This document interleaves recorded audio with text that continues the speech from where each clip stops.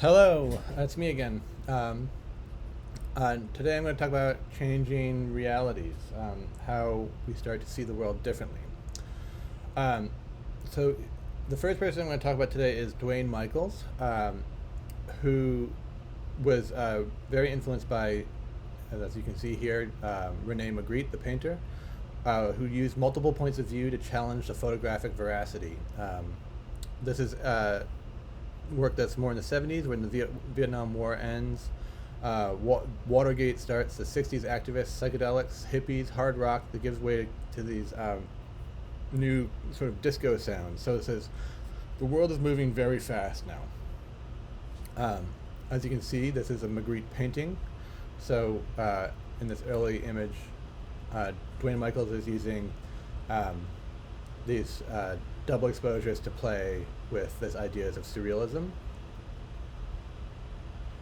And what he started to do eventually was he'd create these sequential narratives that broke these optical rules of photography that were somewhat cinematic. And then by the 70s, he started to add text, as you can see here, things are queer, which was usually in the margins to further the cinematic and surreal effect. And I'll just go through this.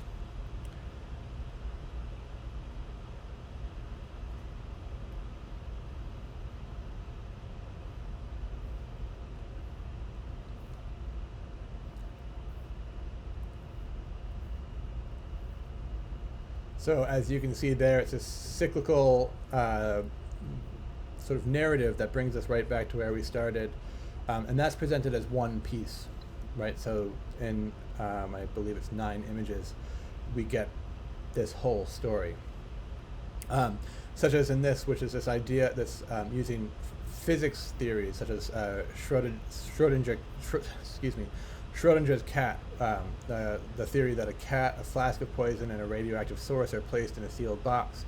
And if an internal monitor detects radioactivity, the flask is shattered, releasing the poison that kills the cat. And this interpretation of quantum mechanics that implies that after a while the cat is both going to be alive and dead. But when one looks in the box, one sees the cat either alive or dead, not both. And so this is this weird sort of physics theory. And Dwayne Michaels plays with that. Here's Madame Schrodinger's cat. Madame Schrodinger wondered if her missing cat is or is not inside the box. The cat, which may or may not be inside the box, wonders if Madame Schrodinger is or is not outside the box. Madame Schrodinger and her cat are both wondering what the probabilities are that this moment you are reading this. So also breaking that fourth wall, bringing it back to the viewer, into subtle things, even as much as this, of one little moment of almost recognition and curiosity. And he's very playful, and he sometimes his work will reference his own homosexuality, sometimes not, but it is always this sort of these moments that happen, and sort of these lovely little vignettes. Somebody else who is coming out of this time, coming out of, I think he was in Arizona, but Jerry Uelsmann, who is a master of a darkroom technician. And here he is actually in his darkroom where he would use multiple enlargers to produce one image. And his images look like this. He was a university-trained photographer and was able to support himself with teaching and grants, which made him able to avoid the constructs of the commercial world. These meticulous combination prints, they harken back to the work of Ray Lander or H.P. Robinson that we talked about way early on, looking at possible ways to create new meaning from multiple images that are after the fact. So to create these imagined settings. But unlike them, his work seems to not be narrative, but rather metaphorical. So he's sort of going on these spiritual, psychedelic trips. He's very inspired by that, and this dreamlike scenes that incorporate a lot of these psychedelic escapism of the time that was happening throughout the counterculture. And it's important to note that this work hasn't aged well because of Photoshop, but this work is very meticulous and masterfully produced. in a way that's quite shocking, whether you like it or not. Another person who's pushing these limits is Robert Heineken. And what Robert Heineken is doing is he's often not even considered a photographer. He's investigating the meaning of images by juxtaposing these different things. He was rarely behind the camera lens, yet his work is photographic, but his work is more often discussed in terms of conceptual art. He studied at UCLA and then went on to teach there, creating their first graduate program in photography. His Recto Verso series, as you see here, manipulates advertising imagery, looking literally beneath its surface to create a visual satire that highlights this female sexuality and media messages. And he would do his contact printed these pages in the darkroom, leaving them as negatives, or contacting them to become positives, as you see in the lower right-hand side, to give this double meaning where you have a soldier with these heads with these legs, and complicating how we view these things. He often would use photographic emulsion on different materials to produce these sculptural photographs that were able to break out of the traditional frame. And he was incorporating this Dadaist mentality of the ready-made, but he was applying it to imagery and advertising. He would use found images as his medium, and this practice that is really derived from people like the Dadaists like Hannah Hoke and John Hartfeld would go on to inspire a number of contemporary artists like Richard Prince and Sherry Levine.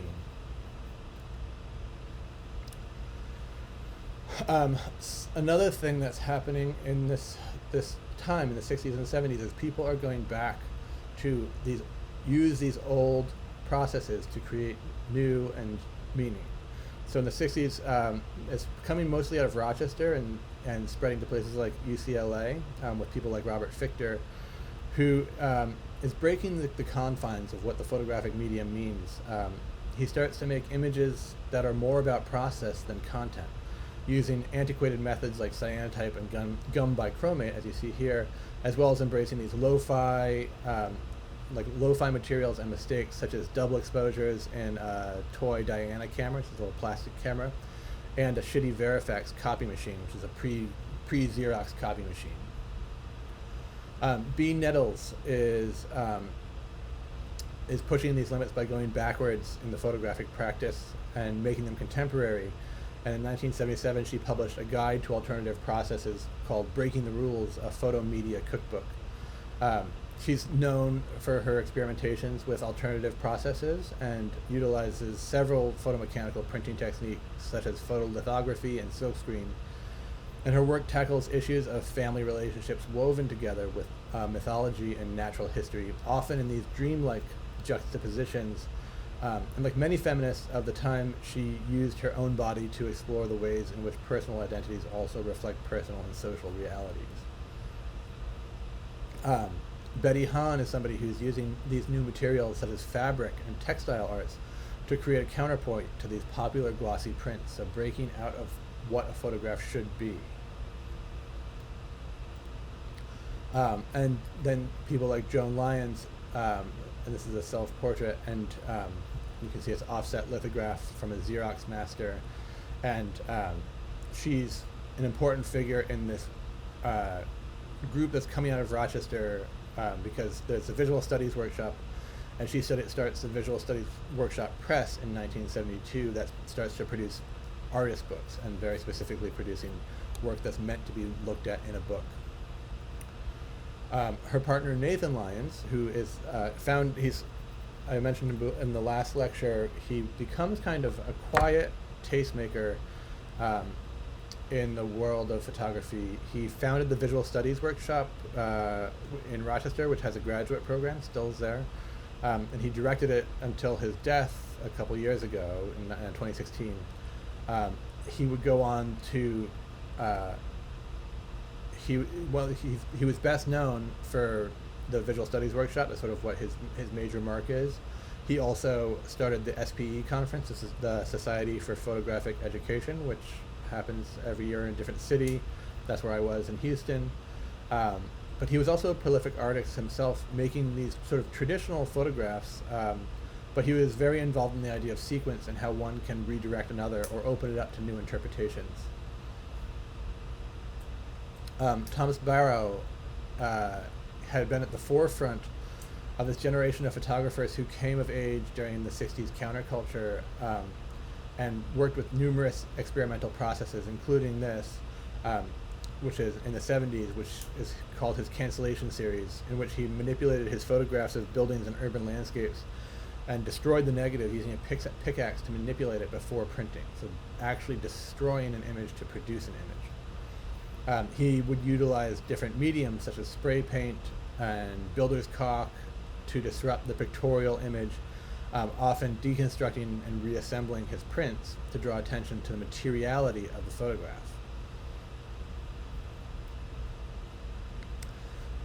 Lucas Samaras, who is somebody who is now sort of thought of as a photographer, but at the time he was making these was not. He was a performance artist who was sort of on the fringes of the art world, and he derived much of his inspiration from the 60s counterculture and psychedelics and the psychedelic version of spirituality. And he wasn't really part of the downtown scene at the time. He actually lived on the Upper West Side in this small apartment where he began photographing himself to confront the theme of that he believed the modern self that he saw was always open to reinvention. And he's doing these abstractions, abstracting the body and double exposures. He's using the popular camera at the time, which was the Polaroid SX70.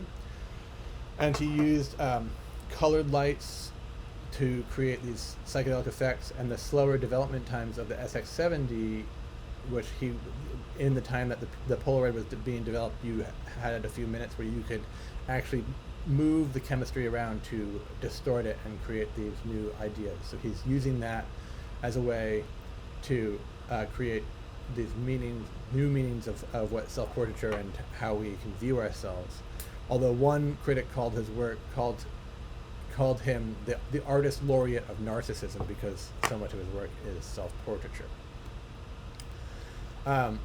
Les Krims is a highly controversial provocateur in the 70s photo world, coming out of Rochester also, and making these books. And these books are of incredibly taboo subjects that he would self-publish. They push the boundaries of normal and seek to shock through using subjects like his topless mother making chicken soup, or people afflicted with other ailments and oddities, such as deer hunters, and then with these mutilated deaths strapped to their roofs. His work intentionally was looking at the strange, and in many ways poking fun, which is unlike Arbus's work, where she was quietly looking at the other, if you can say that. But Krims is shoving it down our throats, trying to make us as uneasy as possible, and in fact force us into a position of gawking at what we're looking at, or having to avert our eyes.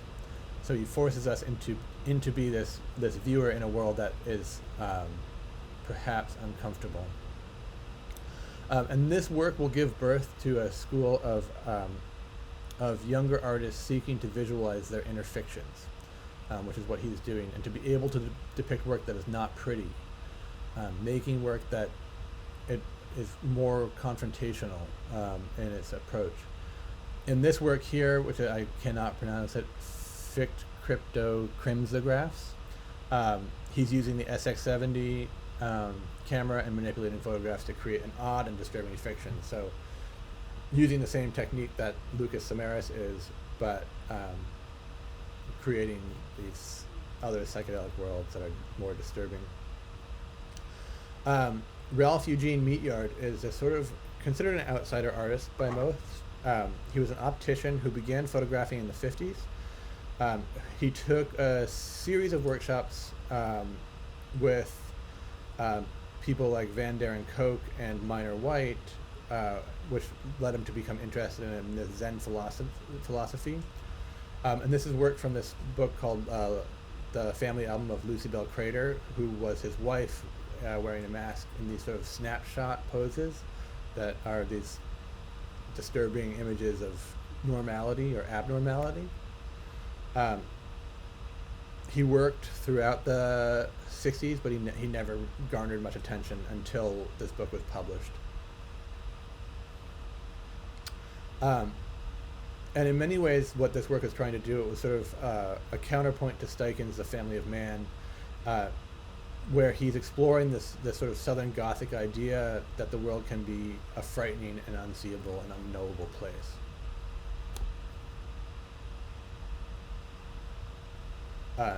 Using children as these sort of disturbing entities in the world, as well as using movement, which I don't have here, but using movement and images to put forth a sense of anxiety. Okay, so this is a big pivoting point in the history of photography. It's the New Topographics show, photographs of a man-altered landscape. It's a landscape show that happened in 1976. It epitomized this. It was a key moment in this American landscape photography. It was curated by William Jenkins at the museum at the Eastman House in Rochester, and was there from 1975 until 1976. But this show had a ripple effect on the whole medium and genre, and not only in the United States, but in Europe too, where generations of landscape photographers emulated and are still emulating the spirit and aesthetics of the exhibition. New Topographics photographers included people like Robert Adams, Louis Baltz, Bernd and Hilla Bescher, Frank Gohlke, Nick Nixon, and Stephen Shore, and influenced this photographic practice regarding landscape around the world. Moreover, and as proof of the impact, reading my notes. And as proof of this, the two of these American photographers were commissioned by the French government. So this had a wide-reaching effect. The first one I'm going to talk about is Robert Adams' work in this, which he's still around and does beautiful landscape work. But his work in the show was focusing on this new American landscape that showed the casual destruction of the American West through development, and the anxiety and isolation of the homogenization of the suburbs, such as you see here in these comparison to Edward Hopper, who is known for the same thing, of these people sort of blankly staring at the windows, alone, a certain melancholy that pervades.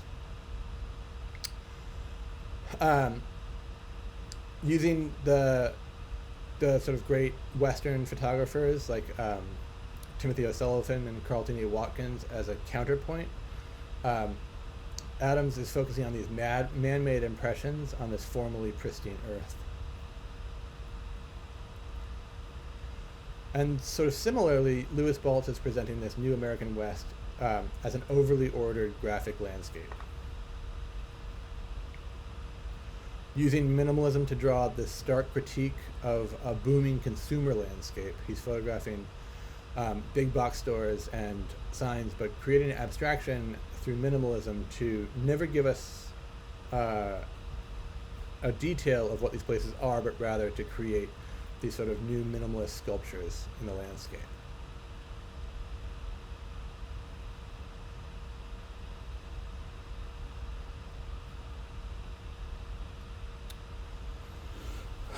Bernd and Hilla Bescher are the only two non-Americans who are included in this show. They're German, and they're using this form of typology to break down the landscape and architecture to produce a work that might be considered a form of sculpture. This is presented as a grid in different frames, so the work is again breaking out of the formality of just a picture in a frame, but they're forcing us to sort of compare and contrast these sort of similarities and differences in all of these sculptures, these architecture moments. Are they the same? Are they different? Are they the same place? Are they different places? Asking these sort of questions. To create these works, they travel to large mines and steel mills and systematically photograph these structures that would sort of create new sculptures. And it's a very sort of it's coming out of what they sort of created this idea of what that is called the German school, that's drawing inspiration from people like the positivism of people like Karl Blossfeldt, who are comparing the similarities and differences of, in this case, plant stems.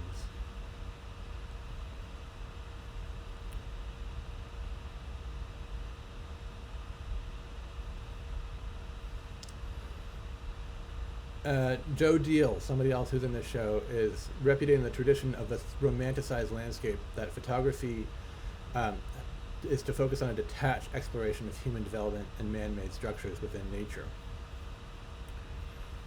This is called Backyard Diamond Bar. And he's photographing a lot of these backyards, which his work is formalizing this new culture of suburbia.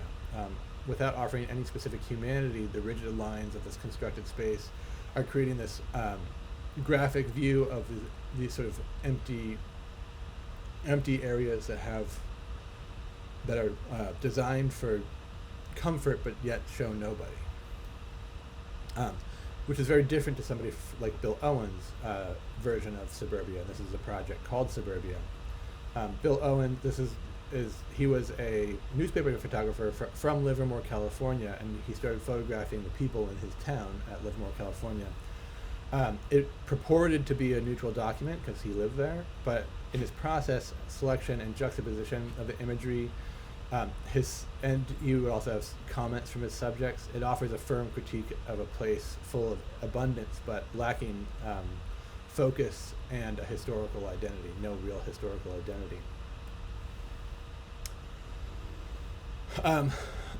In 1971, this work, Tulsa, is picked up by another photographer and curator, Ralph Gibson, who is a very sort of conceptual photographer himself, but finds this work to be this new version of an exploration into one-own psyche. And it's a brutal examination into Larry Clark's own lifestyle of extreme violence and drug abuse. In the introduction to this book, he says, "I was born in Tulsa, Oklahoma in 1943. When I was 16, I started shooting amphetamine. I shot with my friends every day for 3 years and then left town. But I've gone back through the years. Once the needle goes in, it never comes out." That is the introduction. So it's the most direct introduction, telling you exactly what you're in for. Larry Clark left Tulsa to go to Chicago to study photography, and in many ways he credits this with what saved his life. It's depicted in a somewhat sentimental way of looking at one's friends, but it's also a no holds barred look in the mirror, so looking back at himself.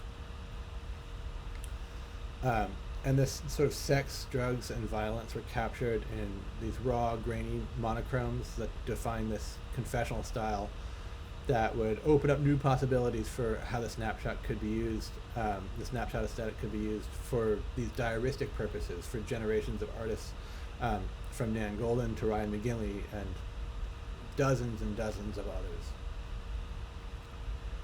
others. While this work is hard to look at, like I said, he credits it with saving his life.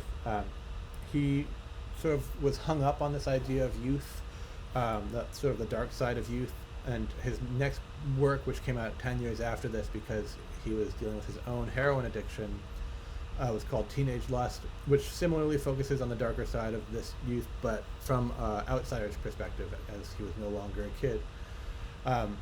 In the 90s, he would direct the movie Kids, which was this really groundbreaking film that offered this unflinching view of teenagers in the 90s who are doing drugs and having sex throughout New York City and confronting AIDS.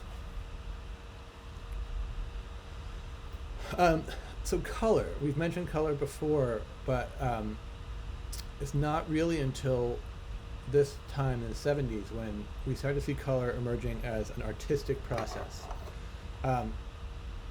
This is the dye transfer process, which was discontinued in 1994, and it's a dye-based process that has excellent light and dark fastness, and it has a large color gamut and tonal scale that has a larger color gamut and tonal scale than all processes, including inkjet printing, which allows for really great control. And these are very gorgeous, lush prints.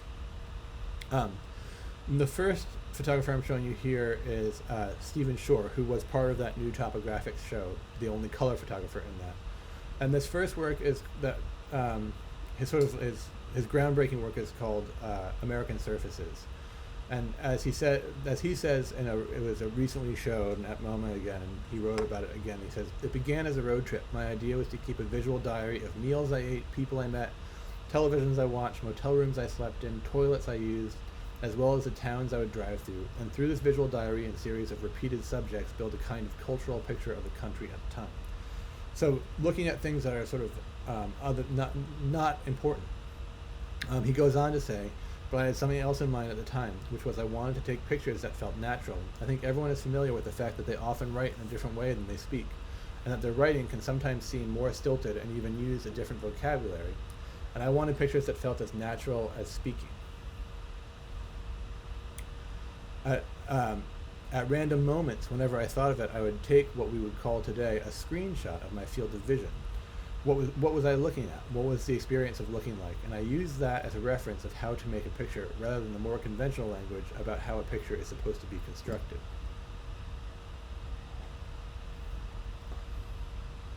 He began taking pictures when he was 8 and started sending them to Edward Steichen at MoMA when he was 14. And by the mid 60s, he was actually photographing and documenting Andy Warhol's factory when he was in his early 20s.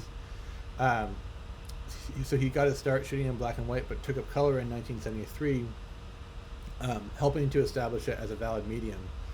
And then it was in 1972 that he took this road trip using what he referred to as his first view of America.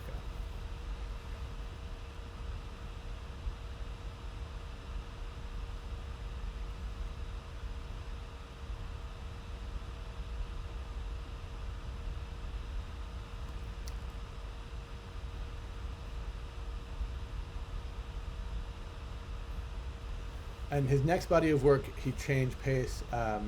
Was called Uncommon Places, where he wanted to formalize that same process. So he wanted another road trip, but instead of using this sort of handheld camera, he used an 8x10 view camera, which accounted for these strong formalistic motifs, graphic qualities, and linear elements. So really the first person to kind of put color forth as an important part of the photographic canon is William Eggleston, who primarily is photographing these lush, like looking at these lush color combinations that are printed in the dye transfer method. It was in 1976 that John Sharkovsky put on this major exhibition of his work that really brings this debate to the forefront of the photography world of how color fits in. And the show is called William Eggleston's Guide. Sharkovsky claimed that the work was perfect, irreducible surrogates of an understated vernacular about the social landscape, while critic Hilton Kramer said perfect, perfectly banal, perhaps perfectly boring. And Eggleston's viewpoint is about sort of photographing the mundane. How do these things become elevated to the stance? He's gone on to influence countless photographers using this principle of the democratic forest, which is a 1989 book title of his, that everything is photographable and can be composed.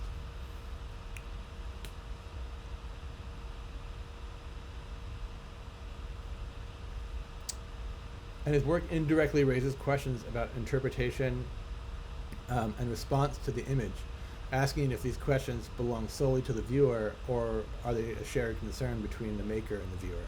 And if so, does the maker hold that responsibility to the viewer? And with that, I'll leave you.